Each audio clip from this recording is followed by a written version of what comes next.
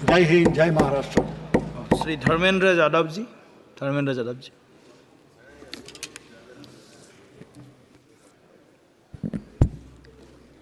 धन्यवाद सभापति महोदय। 18वीं लोकसभा के निर्वाचन के बाद और इस नए संसद भवन के बनने के बाद आज मैं पहली बार बोलने के लिए खड़ा हुआ हूँ। आपने मुझे मौका दिया, उसके लिए बहुत बहुत धन्यवाद देता हूँ। सभापति जी, सबसे पहले श्रद्धेय नेताजी को मैं नमन करना चाहता हूँ, जिन्होंने अपने संघर्ष, अपनी हिम्मत, साहस और अपने पूरे जीवन की तपस्या समाज के उत्थान के लिए, देश और उत्तर प्रदेश की तरक्की के लिए और समाज के हर व्यक्ति की तरक्की और खुशहाली के लिए उन्होंने जो अपना पूरा जीवन समर्पित किया है, सबसे पहले मैं आपके माध्यम से उनको नमन करना चाहता हूँ। माननीय सभापति महोदय, श्रद्धेय नेताजी ने हम लोगों को अपने समाजवादी विरासत में इंसाफ और इंसानियत, न्याय और हक की लड़ाई करना सिखाया है। उस लड़ाई को हम लोग बखूबी अपने नेता आदरणीय अखिलेश यादव जी के नेतृत्व में शानदार तरीके से उस विरासत को न केवल लड़ रहे हैं, बल्कि नेताजी के हर सपने को पूरा करने तक हम लोग चुप बैठने वाले नहीं हैं। सभापति महोदय, बजट एक व्यापक विषय है और जब इस विषय के बारे में सोचते हैं तो समझ में नहीं आ रहा कि कहाँ से शुरू करें, क्योंकि देश में आज कोई वर्ग नहीं बचा है। कुछ चुनिंदा उद्योगपतियों के बारे में बात नहीं करूंगा, लेकिन देश के 140 करोड़ लोगों में से कम 95% लोग ऐसे हैं जो आज पूरी तरह से बर्बाद हैं।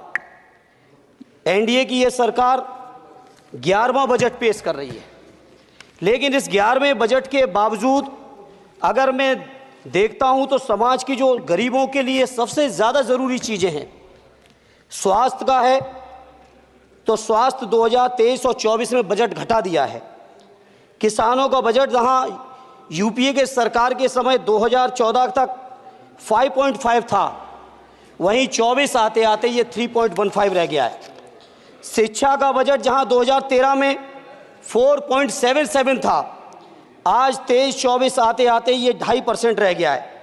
इसी तरह से जितनी भी ज़रूरी चीज़ें हैं, सभापति महोदय, मुझे कहने में कोई संकोच नहीं, ये जो बीजेपी की एनडीए की सरकार है, ये सरकार पूरी तरह से गरीब विरोधी, किसान विरोधी, नौजवान विरोधी, बुनकर विरोधी, छात्र विरोधी, दलित विरोधी, पिछड़ा विरोधी, मजदूर विरोधी, जितनी भी अगर उपाधियां दी जाएंगी सभापति महोदय वो कम हैं। और मैं कोई राजनीतिक भाषण नहीं दे रहा हूं, मैं उदाहरण सहित आपको जब नंबर आए तो बोल देना, और हमें पता है आपका नंबर भी नहीं आएगा आपकी पार्टी में, ये भी पता है हमें।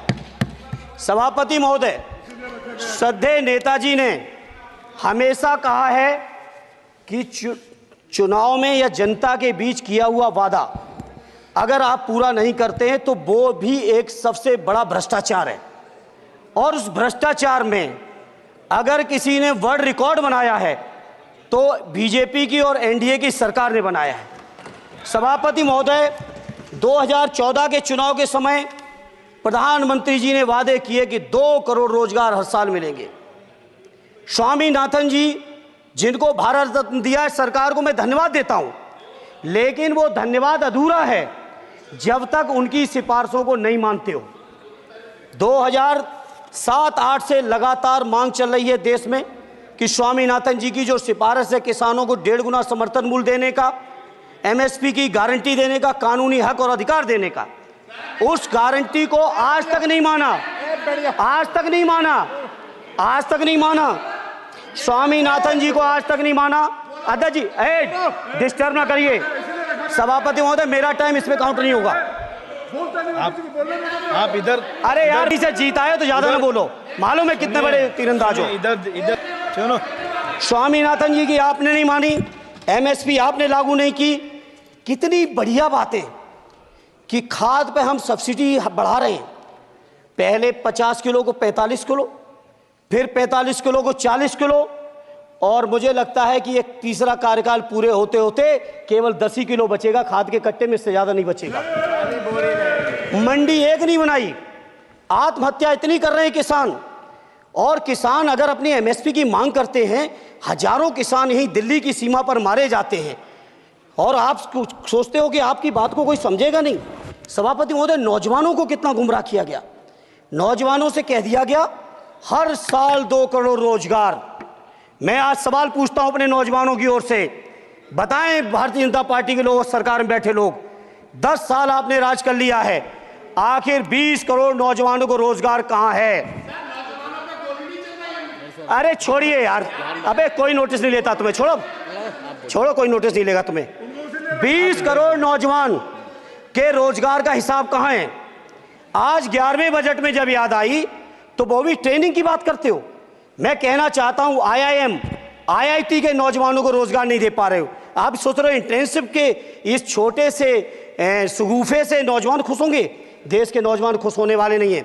सभापति महोदय, शिक्षा के मसले पर लगातार बजट घटाया जा रहा है, लगातार सरकारी शिक्षा कम की जा रही है, और ये बीजेपी की सरकार की लगातार प्रयास है कि नौजवान शिक्षित होंगे तो सवाल पूछेंगे। देश की JNU से लेके BHU से लेके MU से लेके जितने बड़े संस्थान हैं, सारे संस्थानों को बर्बाद कर दिया है। एक भी दलित, एक भी पिछड़े, कहीं आपका वाइस चांसलर नहीं है। लगातार जितने भी आपके professor, associate professor, assistant professor की नियुक्तियों में RSS का जब तक कोई फंडामेंटल कोर्स नहीं करेगा, बेसिक कोर्स, तब तक उसकी नियुक्ति नहीं होगी। आप क्या सोच रहे हो देश नहीं देख रहा है नौजवान? यूजीसी का बजट लगातार कम किया जा रहा है। मेरा खुला आरोप है इस सरकार पर कि ये सरकार शिक्षा को प्राइवेट करके, शिक्षा को मुट्ठी भर उद्योगपतियों के हाथों में देके, शिक्षा को चुनिंदा लोगों के हाथ में देके, देश के 140 करोड़, जिसमें मैं समझता हूं 90% लोग गरीब हैं, उन गरीबों के हाथों से शिक्षा को छीनने का ये जो आपकी सरकार षड्यंत्र कर रही है, इसके लिए हम लोग इस मौके पे विरोध करते हैं। लगातार फीस बढ़ा रहे हैं, शिक्षकों की कमी है, रोजगार आप दे नहीं पा रहे हो, सामाजिक असमानता। सभापति महोदय, 2014 में जिस समय सरकार बनी थी एनडीए की, उस समय देश की जितने भी जो आर्थिक चीजें थी, जो वेल्थ थी, उसमें पिछड़ों की हैसियत 17% थी, 17%, और आज 10 साल की एनडीए की सरकार के बाद पिछड़ों की आर्थिक हैसियत हो गई है केवल 9%। मैं कहना चाहता हूं चुनौती के साथ, वित्त मंत्री अपने जवाब में बता दें, अनुसूचित जनजाति का एक भी व्यक्ति देश में अरबपति हो तो बता दो, एक भी अरबपति हो तो बता दो, एक भी दलित को अरबपति आपने बना दिया हो तो बता दो, एक भी पिछड़े को बना दिया हो तो बता दो। आप जवाब में दे देना, आप डेटा दे देना, आप डेटा दे देना, हमारी दबाव नहीं रुकेगी। सभापति महोदय, जब बीजेपी की सरकार, जब बीजेपी के लोग विपक्ष में रहे तो ओपीएस की बातें किए। 10 साल से आप सत्ता चला रहे हो, 11वां बजट पेश कर रहे हो, पूरा देश आज ओपीएस के लिए, सरकारी कर्मचारी परेशान है, कहीं ओपीएस की चर्चा नहीं है, पुरानी पेंशन की कोई चर्चा नहीं है। सभापति महोदय, पुरानी पेंशन तो पुरानी पेंशन, हम मांग करते हैं, बहुत बड़े राष्ट्रभक्त आप बनते हो, मैं मांग करता हूं देश के पैरामिलिट्री फोर्सेस को आप पुरानी पेंशन दीजिए। मैं मांग करता हूं, आप राष्ट्रभक्त हैं ना, सीमा में जो सुरक्षा कर रहे हैं, जो शहादत झेल रहे हैं, मेरी मांग है कि आप उनकी ओपीएस दीजिए। वो आप ओपीएस नहीं दे पाओगे। इसी तरह से सभापति महोदय, देश के अंदर बहुत से ऐसे संविदा कर्मचारी, एक से एक बढ़िया फार्मूला, अब कानूनन मंडल आयोग लागू हो गया तो कैसे पिछड़े और दलितों को रोकें? तो संविदा कर्मी की प्राइवेट कंपनी, प्राइवेट आपने आउटसोर्सिंग कर दी। आउटसोर्सिंग के कारण से देश के सारे दलित, सारे पिछड़े, सारे आदिवासी आपकी सेवाओं से बाहर हो गए, उनके पास कोई कानूनी हक नहीं। तो ये जो आरक्षण को खत्म करने के तरह तरह के जो आप लोग षड्यंत्र अपना रहे हो, इस षड्यंत्रों को देश का जनमानस पूरी तरह से जान भी चुका है, पहचान भी चुका है, और इसीलिए उत्तर प्रदेश से तो आपको कर ही दिया है बाहर, देश से भी बाहर जल्दी करेंगे, और हमारे साथी मिलकर दूसरे प्रांतों से भी बाहर करेंगे। इसी तरह सभापति महोदय, हम मांग करते हैं, आप सोचिए, उत्तर प्रदेश अकेले के अंदर, देश के हालात मुझे नहीं पता और बदतर होंगे, अकेले उत्तर प्रदेश में 1000 से ज़्यादा शिक्षा मित्र आत्महत्या कर चुके सभापति महोदय। कोई सरकार के कान पे जू नहीं रेंग रही है। किसान आत्महत्या कर रहे हैं, इन्हें कोई मतलब नहीं। अनुदेशकों को तनख्वाह नहीं मिल रही है समय से, कोई मतलब नहीं। आंगनबाड़ी महिलाएं परेशान हैं, इनको कोई मतलब नहीं सभापति महोदय। आपकी आशा बहुएं, आपकी ये रसोईया महिलाएं, आपकी आंगनबाड़ी, पंचायत सहायक, रोजगार सेवक, मैं समझता हूं सभापति महोदय यहाँ बैठे हर सदस्य के पास इनके क्षेत्रों का ये डेलीगेशन जरूर मिलता होगा और मांग करता होगा कि कम से कम हमारा मानदेय बढ़ाया जाए, हमें स्थायी किया जाए। सभापति महोदय, इसके लिए सभापति महोदय मेरी पार्टी के किसी भी मेंबर से हम नंबर कम कर लेंगे, टाइम, मेरा टाइम बढ़ा दीजिए, बढ़ा दीजिए, कोई भी मेंबर हमारे लिए दे देंगे टाइम, हम लोग देते। इसलिए सभापति महोदय इन सभी समस्याओं के लिए मैं आपसे कहना चाहता हूं कि इनका समाधान करिए, और नहीं समाधान करेंगे तो अभी तो बैसाखी पे बन गए, बिहार और आंध्रा को पैकेज देखे फिर देश में कितने राज्यों को पैकेज दे पाओगे। अरे वित्त मंत्री जी उत्तर प्रदेश से आते हो, इतना भी हक नहीं कि पूरे बजट भाषण में एक बार उत्तर प्रदेश का नाम आ जाता। इतना अयोध्या से नफरत हो गई, अयोध्या से अवधेश जी क्या जीत गए, आप लोगों को इतनी नफरत हो गई कि एक भी उत्तर प्रदेश का एक बार भी नाम नहीं आया सभापति महोदय। इसे मैं आज इस मौके पर सभापति महोदय देश के गरीबों, किसानों, नौजवानों, व्यापारियों, बुनकरों सभी की ओर से कहना चाहता हूं, ये बजट देश विरोधी बजट है। कुछ समस्याओं के लिए सभापति महोदय संवेदनशीलता के साथ मैं कहूंगा सरकार को विचार करना चाहिए।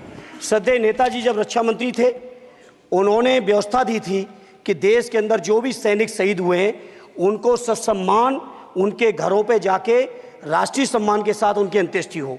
मैं उन्हीं की परंपरा को आगे बढ़ाते हुए एक और मांग करता हूं सभापति महोदय कि जो हमारे शहीद जिनकी अंत्येष्टि स्थल जहां कहीं भी बना हो, जिस भी परंपरा से बना हो, अरे आपको कुछ नहीं पता है, अरे यही तुम्हारे सैनिकों के लिए यही तुम्हारा भाव है। सभापति महोदय, आप बोले सर। सभापति महोदय मेरा अनुरोध है अग्निवीर की योजना खत्म की जाए। ये 4 साल के सैनिक से देश की उतनी मजबूत रक्षा नहीं हो सकती। नौजवानों को गुमराह करके केवल 4 साल, उन्हें दो ना 60 साल तक रिटायरमेंट, 4 साल बाद वो कहाँ नौकरी ढूंढेंगे। इसे मेरी मांग है अग्निवीर की योजना खत्म की जाए। साथ ही साथ मेरी एक मांग और है कि जो शहीदों की शहादत स्थल है उसको शहीद स्थल के तौर पर डेवलप करने के लिए केंद्र सरकार को अतिरिक्त बजट देना चाहिए। मैं नहीं समझता हूं इसमें किसी को कोई दिक्कत होनी चाहिए।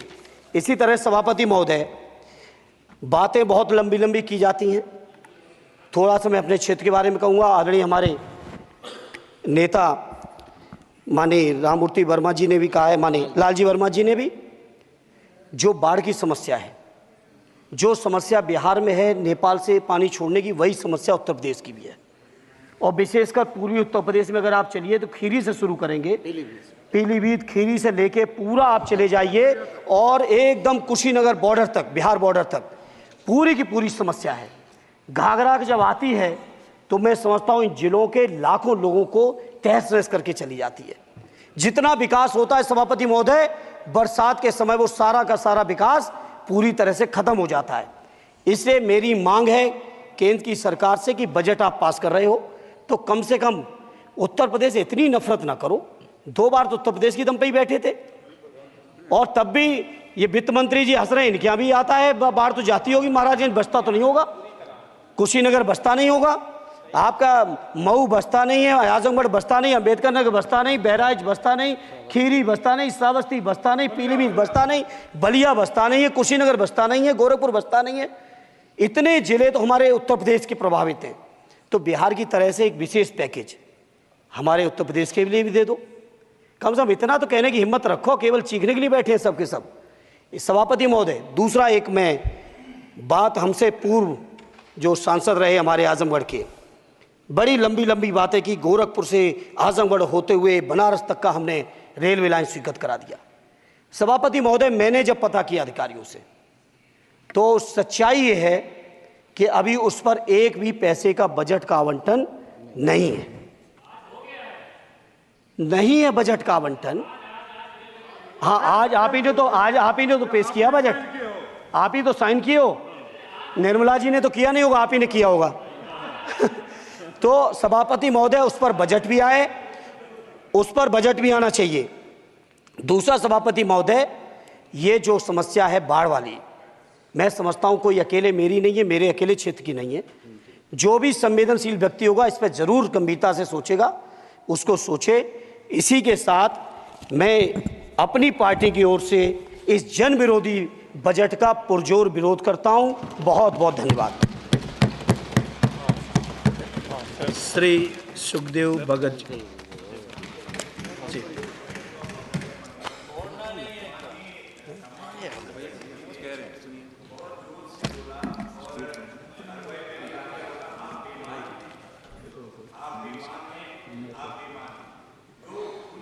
असंसदीय है मान्यवर, मेरा निवेदन रहेगा, वैसे तो भाषा शैली हमें सभी को ठीक करनी चाहिए, लेकिन ये अगर कहीं ये शब्द आ गया हो, अगर कहीं ये शब्द कार्रवाई में आ गया हो तो मान्यवर निवेदन है उसे हटा दिया जाना चाहिए। देख लेंगे।